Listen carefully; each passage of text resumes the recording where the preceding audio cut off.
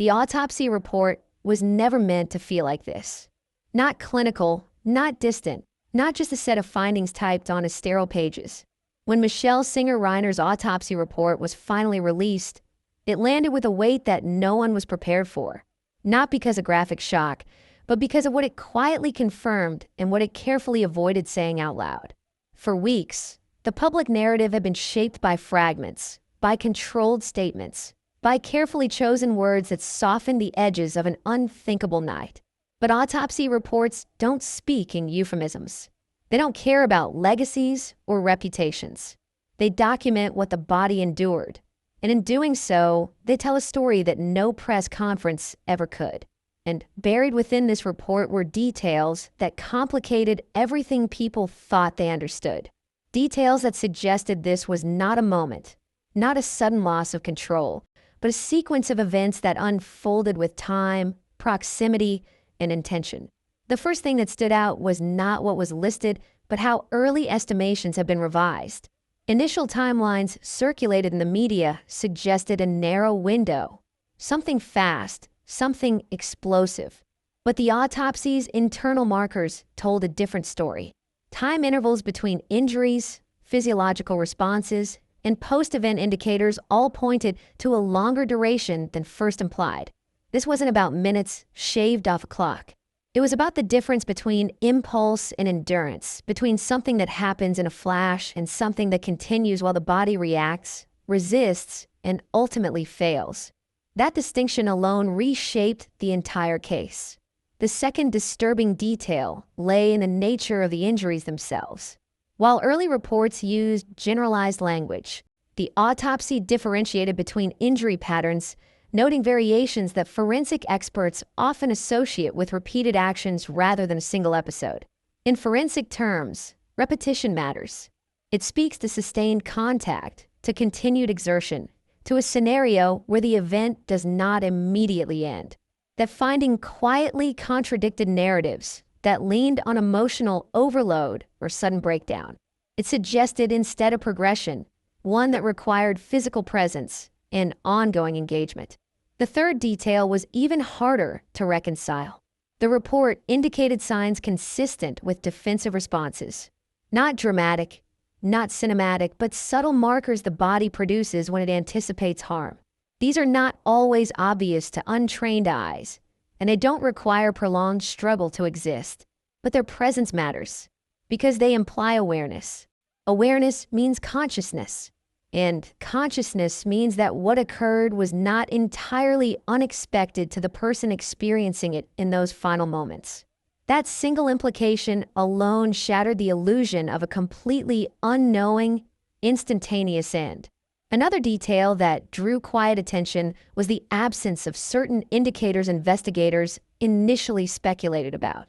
There are no signs pointing to forced entry, no evidence of an external intruder, and no environmental disruptions that suggested chaos spilling through the house. The autopsy reinforced what the scene already implied. This was intimate, contained, familiar.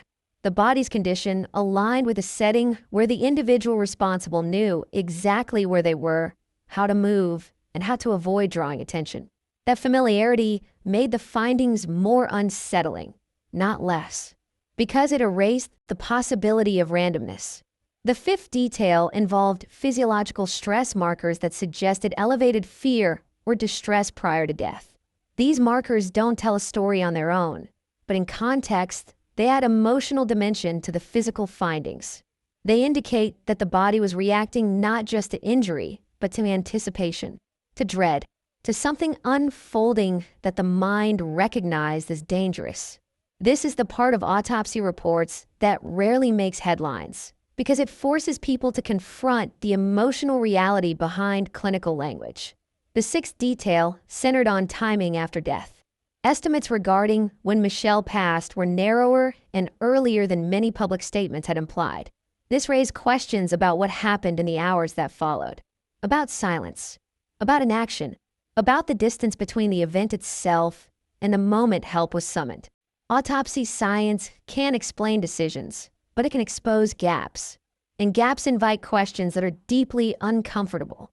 The seventh and perhaps most disturbing detail was not a single finding, but a pattern. Taken together, the report painted a picture of an event that unfolded in stages. Not a blur, not an accident, a sequence. And sequences demand accountability. This is why autopsy reports feel so threatening to carefully constructed narratives. They don't speculate, but they also don't soften. They leave very little room to hide behind ambiguity. In Michelle Singer Reiner's case, the report didn't just document how she died. It challenged how the story had been told. And once those details exist in the public record, they can't be unseen. They sit there, quietly contradicting simplified explanations and forcing everyone watching to confront a far more disturbing reality than they were initially offered. What made the autopsy report even more unsettling was how sharply it contrasted with the tone of reassurance that had dominated earlier coverage. In the days after the deaths, language had been careful, almost padded, as if everyone involved understood that too much specificity would raise questions no one was ready to answer. Phrases like tragic incident, family matter, and ongoing investigation filled the gaps where facts should have been. But when forensic language replaces public relations language, the emotional temperature changes immediately. The report didn't describe a scene of chaos. It described order, not peace but control. And that difference matters more than most people realize. Control implies presence of mind. It implies awareness of surroundings, sequence, and consequence. That alone destabilized one of the most repeated assumptions, that whatever happened was the product of uncontrollable emotional collapse. The body told a quieter, firmer story. One detail that stood out to forensic readers was the distribution of injuries.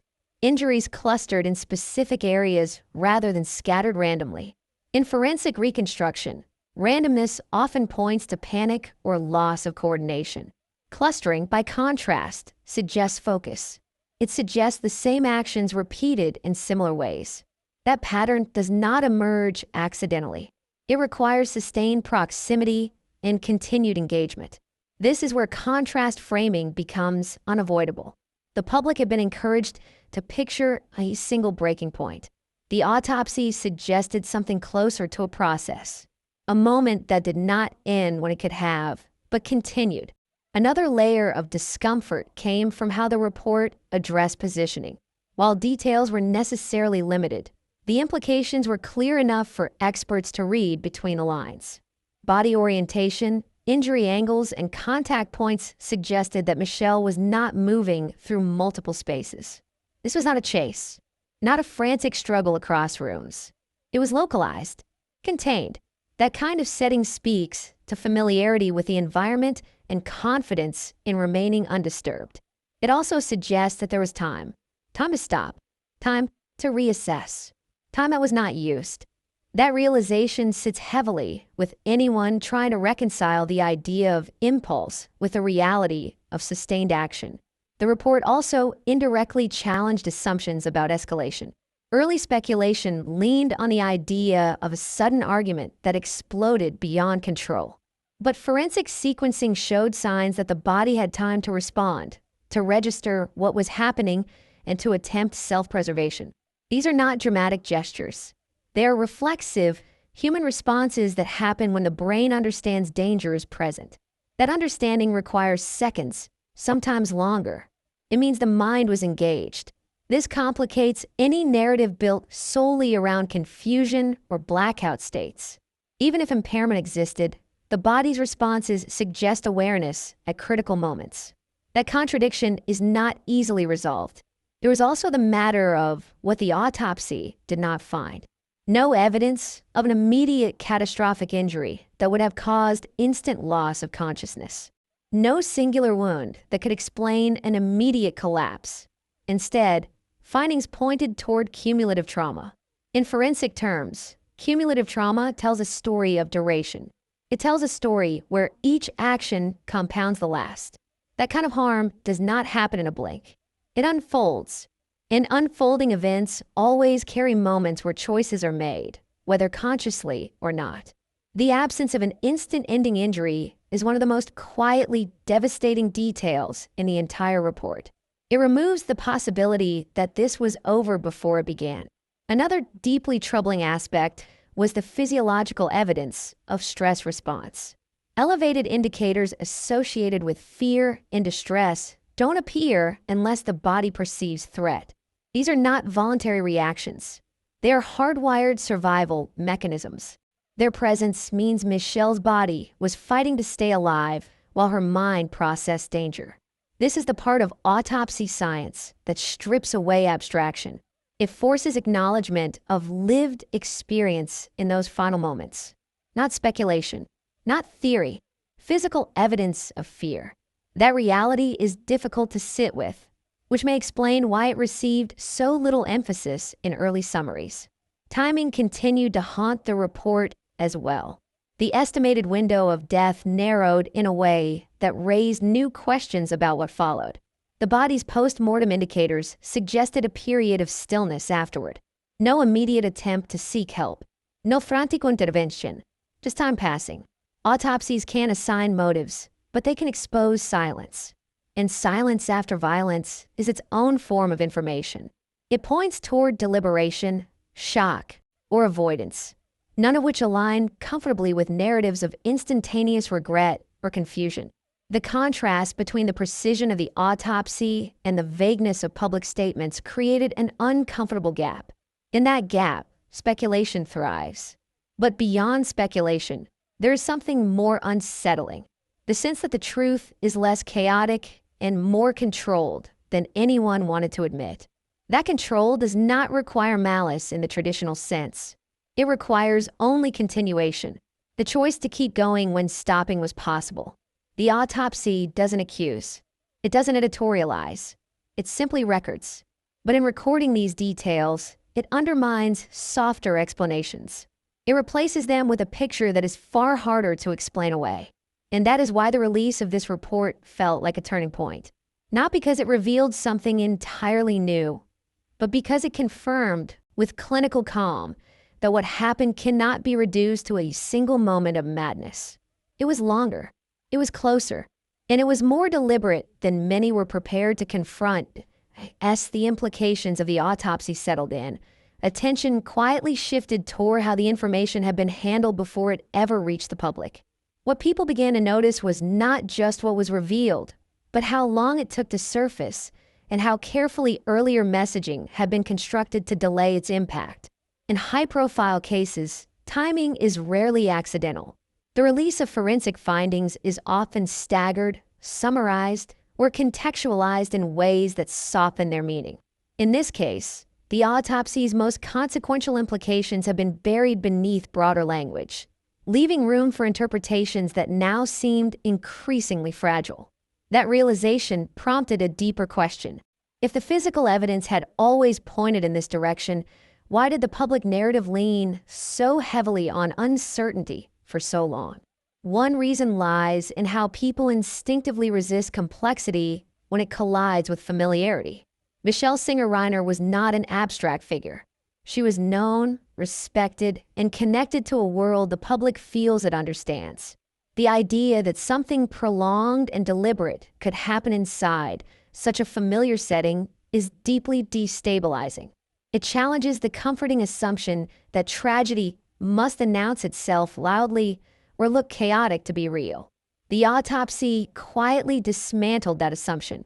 It showed that devastating harm can occur in controlled silence, without spectacle, without interruption. That reality is far harder to process than a story built around sudden loss of control. Another element that complicated public understanding was the careful separation of Michelle's findings from the broader context of the scene. Early coverage tended to isolate her autopsy from surrounding circumstances, treating it as a standalone document rather than part of a larger forensic puzzle. But autopsies don't exist in isolation. They are designed to be read alongside scene analysis, timelines, and behavioral evidence. When viewed that way, the report's implications grew heavier. Injury patterns aligned with movement tracking, timing aligned with surveillance gaps. The physical evidence did not contradict the surrounding facts. It reinforced them. That convergence reduced ambiguity in a way that no single data point ever could. One of the most unsettling realizations to emerge from closer examination was how little resistance is required for the body to record awareness. Popular culture often imagines defense as dramatic, loud, and obvious. In reality, forensic indicators of self-preservation can be minimal and still profoundly meaningful. Small changes in tissue, subtle positioning, and physiological responses all signal that the brain recognized danger. These are not acts of heroism. They are involuntary reactions. Their presence undermines narratives that rely on total unconsciousness or complete detachment. Even in states of emotional distress or impairment, the body can register threat. The autopsy suggested that this recognition occurred. That fact alone reshaped how responsibility would be debated moving forward. The report also reframed the idea of escalation. Rather than a sudden spike from calm to catastrophe, the findings suggested a build, a progression. This matters because escalation implies opportunity for interruption, implies moments where the trajectory could have changed. The longer an event lasts, the harder it becomes to argue inevitability. Duration introduces choice, even if those choices are made under emotional strain. That is why forensic timelines are so powerful. They do not measure morality. They measure possibility. And in this case, possibility existed longer than many had assumed. Another detail that gained significance over time was the absence of environmental disruption. There were no indications of widespread damage, overturned furniture, or chaotic movement throughout the home. This reinforced the idea that the event was contained to a specific space. Containment suggests intentionality, or at the very least, a lack of panic-driven movement. It points towards someone who remained oriented, who did not flee, who did not lose spatial awareness. This again complicates attempts to frame the event as purely reactive. The body's findings aligned with a setting where the individual responsible felt secure enough to remain present. That sense of security is difficult to reconcile with claims of overwhelming confusion. As public discussion evolved, another uncomfortable pattern emerged. Many responses focused on explaining the findings rather than confronting them. Analysts debated stress, impairment, and emotional history, often circling back to context as a way to dull the edges of the autopsy's conclusions. Context is important, but it does not erase physical evidence. The report did not deny complexity. It simply refused to let complexity become an escape hatch. It documented what happened to Michelle's body. Everything else remains interpretation.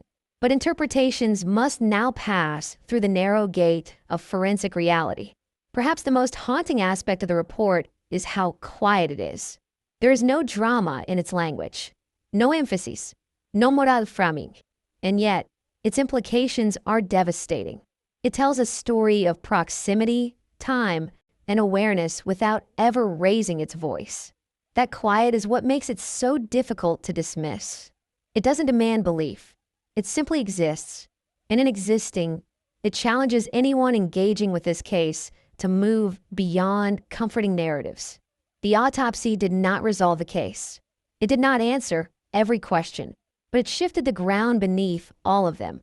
It made certain explanations harder to sustain. It narrowed the space where ambiguity could live. And as more people took the time to read between its lines, it became clear that the report was not just a medical document. It was a turning point, a moment where the story stopped being about what might have happened and started being about what almost certainly did.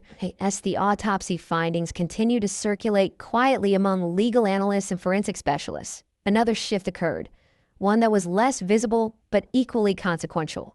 The conversation began moving away from shock and toward interpretation. Not interpretation in the emotional sense, but in the legal and narrative sense. What does this mean when placed in front of a jury? What does this mean when stripped of commentary and presented as evidence? Autopsy reports do not exist to persuade, but in courtrooms they inevitably do. And this one carried implications that would be difficult to neutralize once introduced. The challenge for any defense would not be denying the findings, but reframing their significance. That is a far narrower path. One of the most difficult elements to contextualize was duration.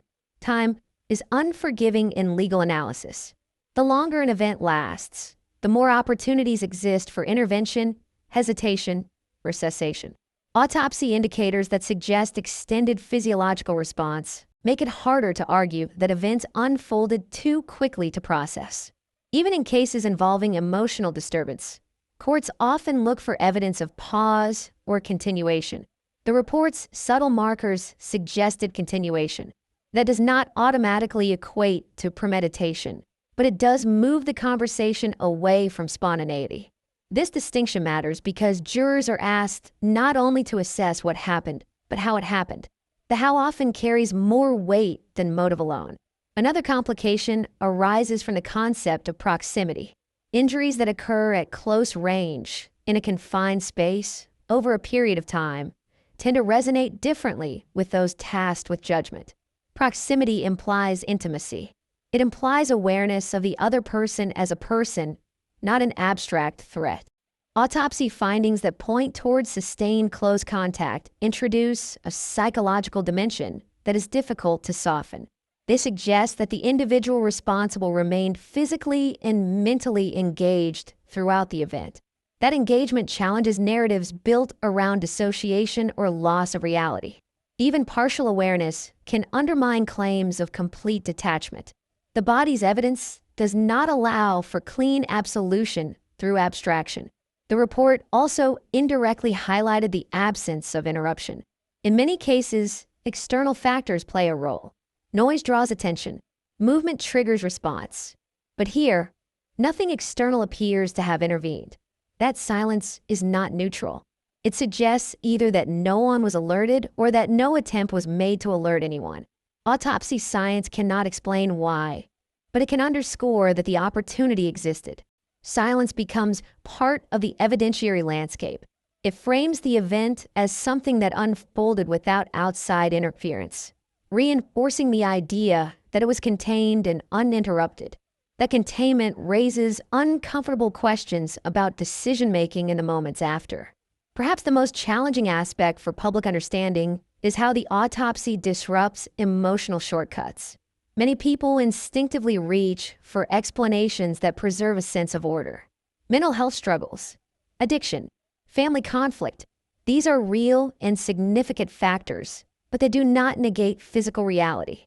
The report does not deny the presence of long-term instability. It simply shows that instability alone cannot explain everything. The body's responses suggest coherence at key moments. That coherence does not have to be calm or rational to matter. It only has to exist. And according to the findings, it did.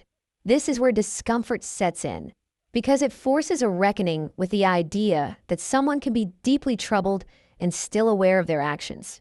That duality is difficult to hold, but the autopsy leaves little room to avoid it.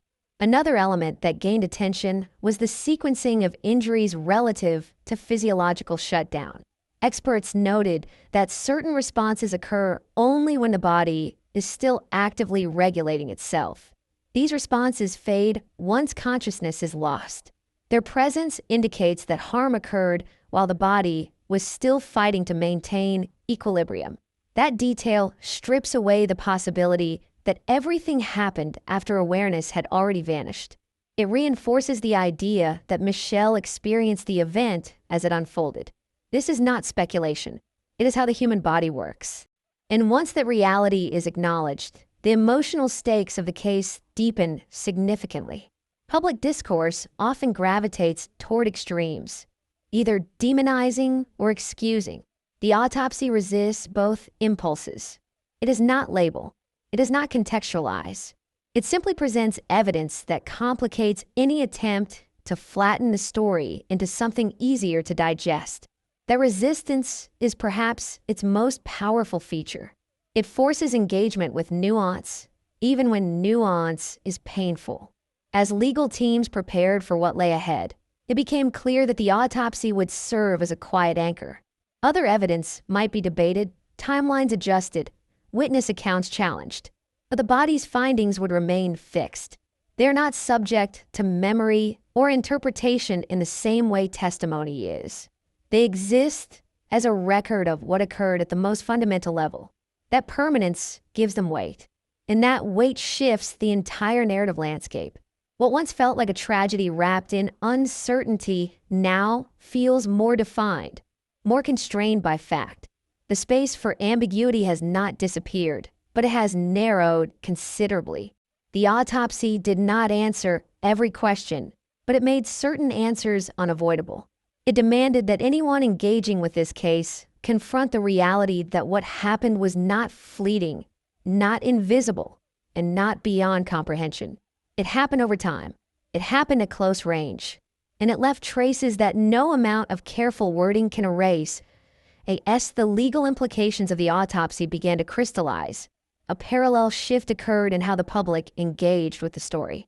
The focus subtly moved from shock toward justification. People searched for explanations that could soften the implications of what the body had revealed. This is a natural human response.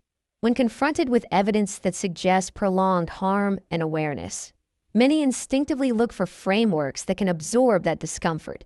Mental health became the most common lens. Addiction history resurfaced in conversations. Emotional instability was cited repeatedly. These factors are not irrelevant, but they are often used as shortcuts, ways to avoid confronting the harder truth that impairment and awareness can coexist. The autopsy does not deny struggle. It simply shows that struggle did not erase physical reality. One of the most persistent misconceptions is that emotional collapse eliminates agency entirely. In reality, forensic science shows that agency exists on a spectrum. People could be overwhelmed and still oriented, distressed and still responsive. The body's indicators in Michelle's case suggest that whatever internal chaos may have existed, the external actions followed a sequence that required continuation. This is uncomfortable because it resists binary thinking. It refuses to let the story settle into neat categories of either evil or illness. Instead, it forces acknowledgement of overlap. That overlap is where responsibility becomes most difficult to discuss and most necessary. Another layer of complexity emerged when analysts began considering how jurors might emotionally process the findings. Autopsy reports are often described as cold, but their impact is anything but. When stripped of commentary, the facts can feel more haunting precisely because they are understated. Jurors are not presented with dramatic narration. They're presented with measurements, timelines, and physiological responses. In this case, those elements quietly point toward endurance rather than explosion. That endurance can be harder to reconcile with sympathy-based defenses. It invites jurors to imagine time passing, moments where something could have changed, moments where it did not. That imaginative gap is powerful. It fills itself. The report also indirectly reframed the role of silence. Silence during an event is often interpreted as peace or sleep. Silence afterward can be interpreted as shock. But silence during and after prolonged harm takes on a different meaning. It suggests containment. It suggests an absence of interruption, either because none was sought or none was possible. The autopsy cannot speak to intent behind silence, but it makes silence visible. It becomes part of the story rather than a void. That visibility matters because it removes the assumption that nothing happened simply because nothing was heard. The body contradicts that assumption. As discussions evolved, another uncomfortable realization surfaced. The autopsy findings did not stand alone. They aligned with behavioral evidence before and after the event. Calm movements, controlled actions, a lack of visible panic. When physical findings and behavioral observations converge, narratives built on total disorientation weaken. This convergence does not require planning or malice.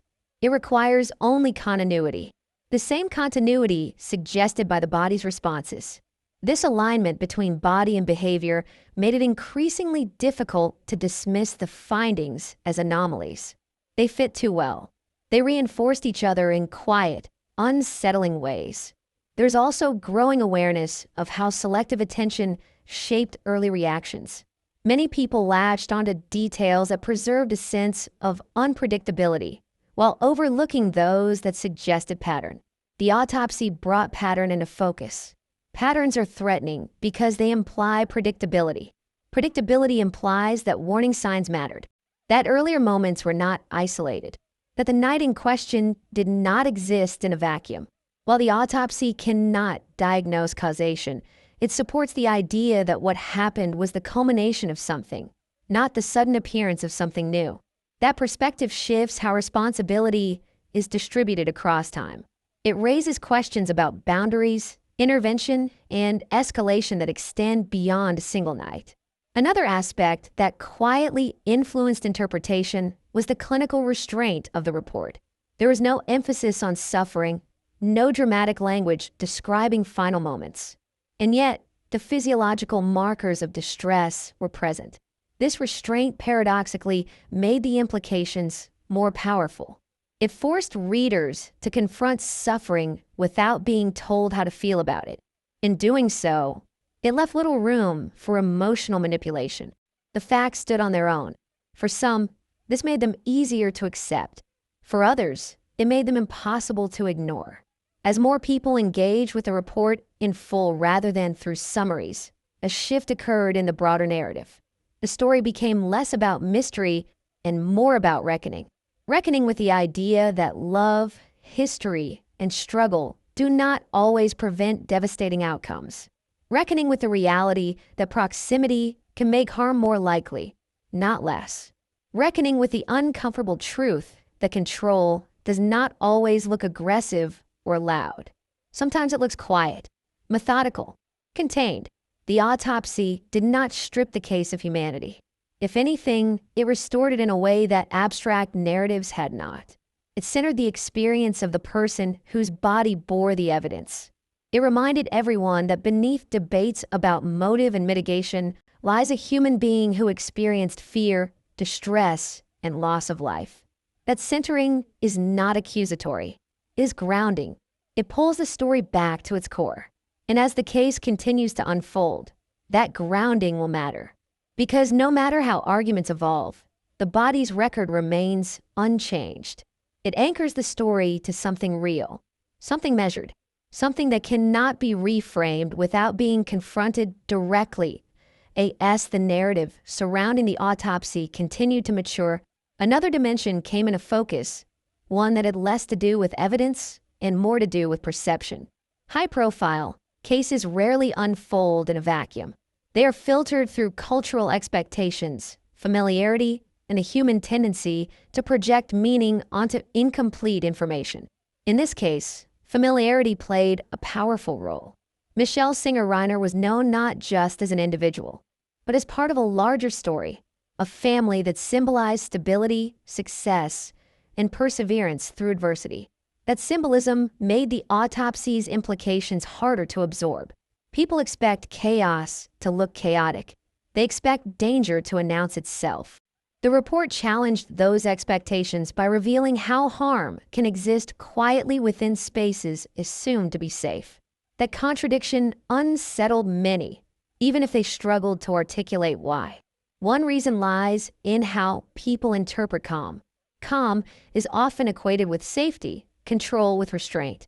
But the autopsy suggested a different reality.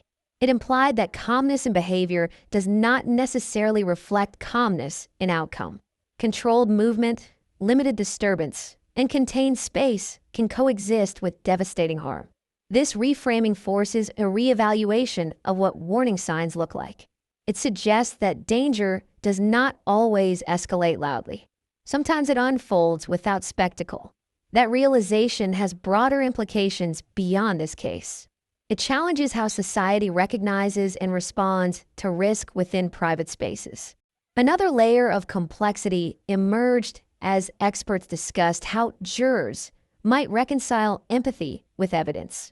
Empathy is not inherently incompatible with accountability, but it can complicate judgment when narratives emphasize suffering on all sides. The autopsy anchors empathy toward the person whose experience is least visible in public discourse. It does so without emotion, but with clarity. By documenting physiological responses associated with fear and distress, it reminds jurors and observers alike that Michelle's experience did not vanish into abstraction. It existed in her body. That presence demands recognition, even amid competing sympathies. It narrows the emotional bandwidth in which excuses can operate. The report also subtly reframed the idea of inevitability. Many early discussions leaned on the notion that events had reached a point of no return. The autopsy undermined the framing by highlighting duration and sequence. Duration introduces possibility. Sequence introduces choice. Neither requires rational planning. They require only continuation. This is a difficult concept because it shifts the conversation away from what someone felt to what they did. Feelings are complex and subjective. Actions leave traces. The autopsy records those traces. In doing so, it pulls the narrative out of the realm of internal turmoil and into the realm of external consequence. Another point of tension arose around the concept of intimacy. The findings implied close physical proximity over time. Intimacy in this context is not affectionate, is invasive. It forces recognition that harm occurred within a relationship defined by trust and familiarity. That breach carries its own weight. It complicates attempts to distance the event from the people involved. This was not an anonymous act. It happened within a shared history. The autopsy does not detail the history, but it does not need to. Proximity alone implies it. That implication resonates deeply with jurors and observers because it mirrors fears many carry about vulnerability within private relationships. As public conversations continued, some attempted to reframe the autopsy as neutral, as if neutrality diminished its impact. But neutrality is precisely what gives it force. It does not accuse. It does not speculate. It documents. That documentation leaves little room for emotional negotiation. It stands apart from narratives that can be adjusted, softened, or redirected. It exists as a fixed point, and fixed points exert gravity. Other arguments must orbit around them. This gravitational pull reshaped how subsequent evidence was perceived. Witness accounts, behavioral analysis, and timeline reconstruction were now viewed through the lens the autopsy provided. Where ambiguity once existed, alignment now appeared. That alignment did not simplify the story. It made it heavier. Another subtle but significant shift occurred in how responsibility was discussed. Rather than focusing solely on the moment of harm, attention expanded to the lead-up and aftermath. The autopsy's timing estimates raised questions about what happened before discovery. Questions about delay, silence, and inaction. These questions are uncomfortable because they extend responsibility beyond a single act. They invite scrutiny of decisions made in the hours surrounding the event. While the autopsy cannot answer those questions, it makes them unavoidable. It draws a line that others must now cross with explanation. Perhaps the most enduring impact of the report lies in how it reframes loss. Loss is often discussed in abstract terms, especially in cases involving public figures. The autopsy pulls loss back into the physical realm. It reminds everyone that Michelle's death was not instantaneous, not unknowable, not beyond comprehension. It was experienced, it was felt, and it was recorded in ways that resist erasure.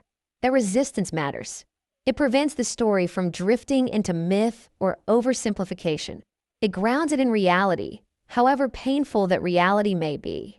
As the case moves forward, this grounding will continue to shape every conversation. No argument will be made in a vacuum. No narrative will stand alone. Everything will be measured against the quiet, unyielding record of what Michelle's body endured. That record does not demand outrage. It demands honesty. And honesty, in cases like this, is often the most disturbing detail of in the wake of the autopsy revelations. Attention inevitably turned to the psychological and emotional dimensions of the case. While the physical findings documented what had occurred, they could not by themselves explain why. That explanation, if it could be found, would lie in the complex interplay between human behavior, history, and circumstance. One aspect that gained prominence was the pattern of escalation. Experts in forensic psychology emphasize that extreme acts often follow a recognizable trajectory. It is rarely a single, isolated eruption of emotion. Instead, behaviors compound, tensions mount, and stressors intersect in ways that make critical outcomes more likely.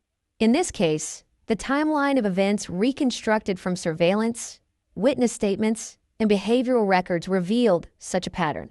Minor conflicts, irritability, and subtle warning signs previously dismissed as trivial took on renewed significance. Each acted as a small thread, weaving a fabric of tension that would eventually unravel.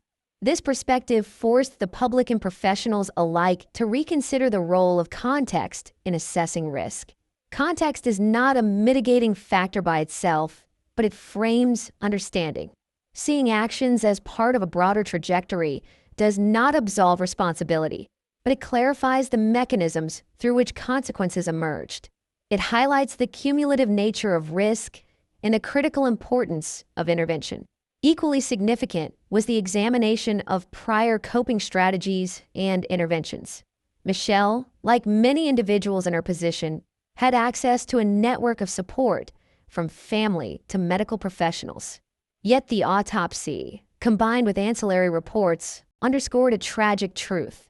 Interventions are only effective if they intersect meaningfully with the underlying issues. Substance abuse, mental health challenges, and long-standing interpersonal dynamics often resist simple solutions. This realization is sobering because it highlights the limits of control, even for those most committed to preventing harm. In public discourse, this tension has fueled debates about accountability. If preventative measures existed, why did they fail? If early warning signs appeared, why were they not acted upon with sufficient urgency? These are not rhetorical questions. They are central to understanding not only this case, but the broader societal challenges it reflects. Another focal point has been the perception of secrecy and concealment. Reports indicate that certain details were known to a select few long before public disclosure. The autopsy findings, once released, seemed to confirm suspicions and amplify concerns about transparency. In high-profile cases, the timing and nature of disclosure matter enormously. Information withheld, intentionally or otherwise, can distort public understanding, create rumors, and heighten suspicion. This dynamic reinforces the importance of clear communication and careful management of narrative flow, both within the judicial system and in media reporting. Simultaneously, the role of privilege and expectation came under scrutiny. Michelle's social and familial context provided resources and protections unavailable to most. Yet even those advantages could not prevent the eventual tragedy. That contrast sharpened public awareness of how societal status interacts with personal vulnerability. Privilege can influence access to support, speed of response, and visibility, but it cannot insulate individuals from the forces of human behavior and misfortune. This realization contributed to a broader conversation about human fragility, reinforcing the notion that tragedy does not discriminate by fame, wealth, or accomplishment. The autopsy also brought technical details into public view, elevating discussion around forensic science itself. Medical examiners outlined subtle indicators of injury, stress responses, and temporal patterns, each with precise implications. These details provided both clarity and discomfort. They underscored the thoroughness of investigation while simultaneously confronting audiences with realities that are hard to digest. The scientific language, while precise, translated into vivid imagery for the lay audience, making the findings all the more impactful. Beyond the immediate case, these revelations raised questions about cultural perceptions of vulnerability and resilience. In Western societies, there is a tendency to assume that danger announces itself loudly, or that those with resources are inherently protected. The evidence challenged both assumptions. Harm can occur in silence. Privilege can coexist with vulnerability. These contradictions force reassessment of assumptions about safety, preparedness, and human behavior. They also shape how the public processes stories of personal tragedy. Another important consideration is the narrative of intent. The autopsy by itself does not assign motive. It documents outcomes, but its specificity shapes perceptions about deliberation versus accident. Close-range injuries, duration of harm, and repeated patterns naturally lead to questions about awareness and choice. Even in the absence of direct evidence of intent, the physiological record invites inferences that complicate defense strategies and public interpretation alike. This interplay between evidence and inference demonstrates the subtle power of forensic documentation.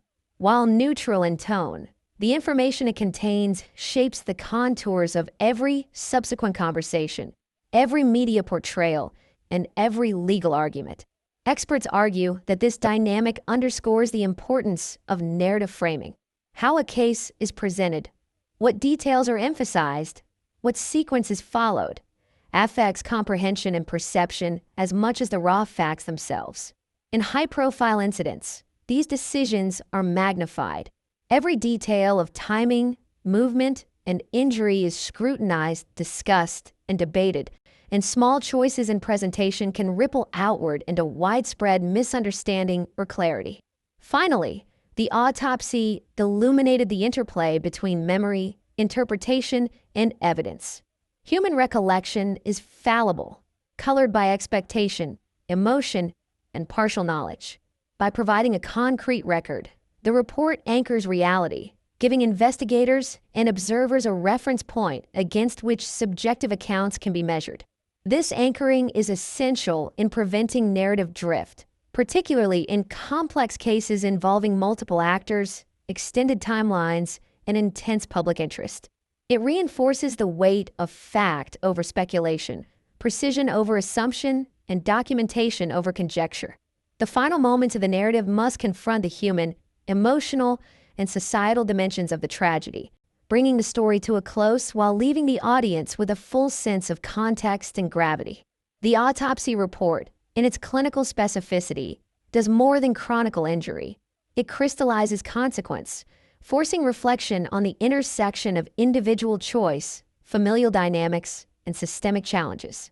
At this stage, it becomes clear that the tragedy cannot be understood solely through the lens of forensic detail.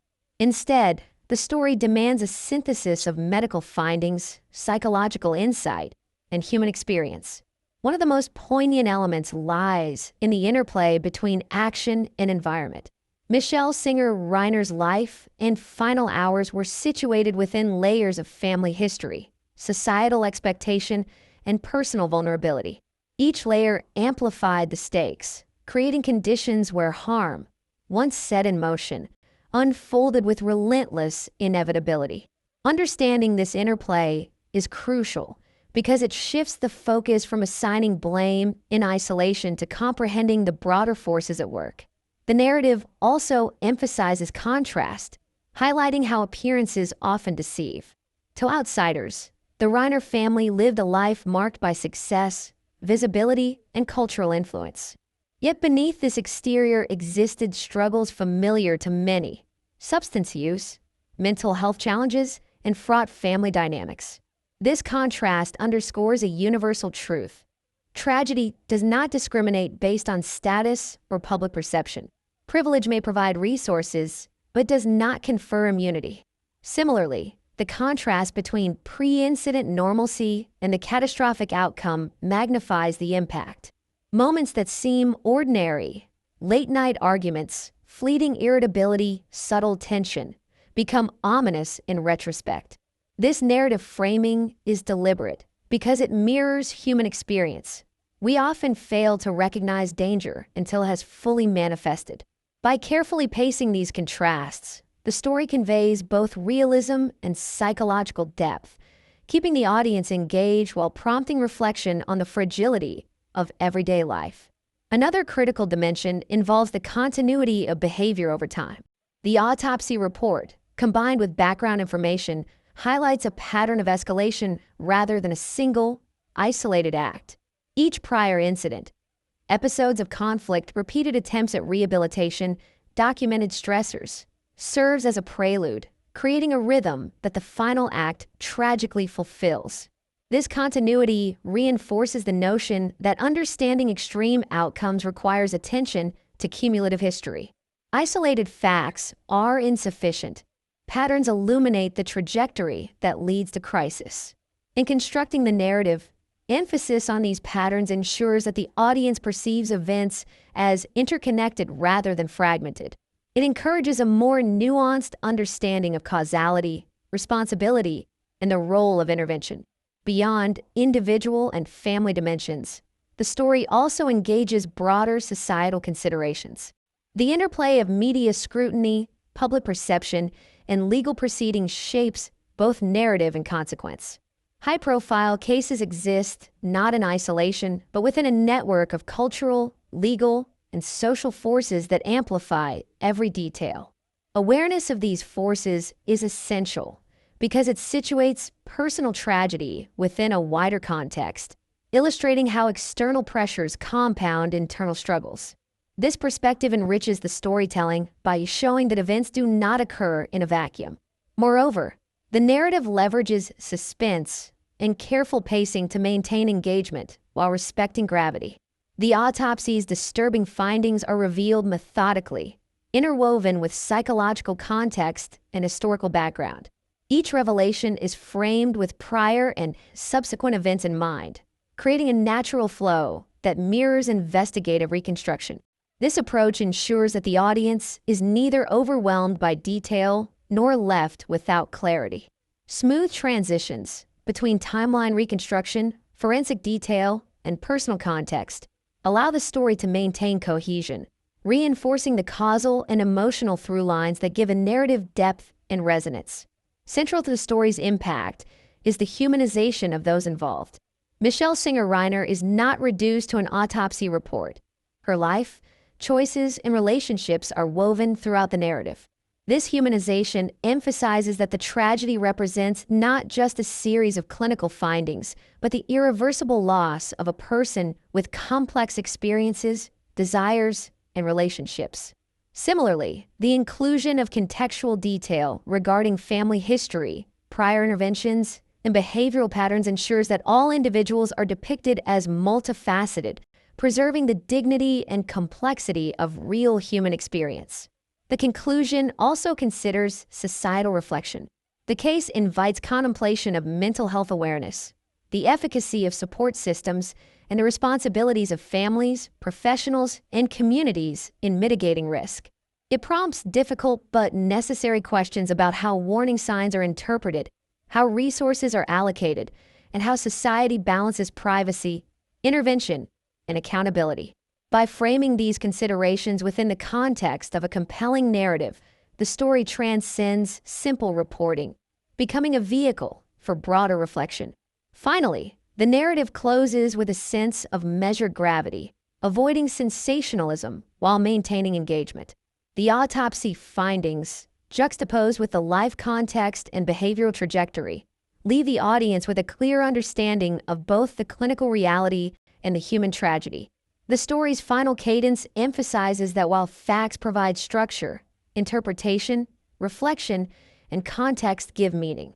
In doing so, it ensures the narrative resonates long after the last detail is presented, leaving viewers with a profound sense of the complexity, inevitability, and tragedy of what unfolded.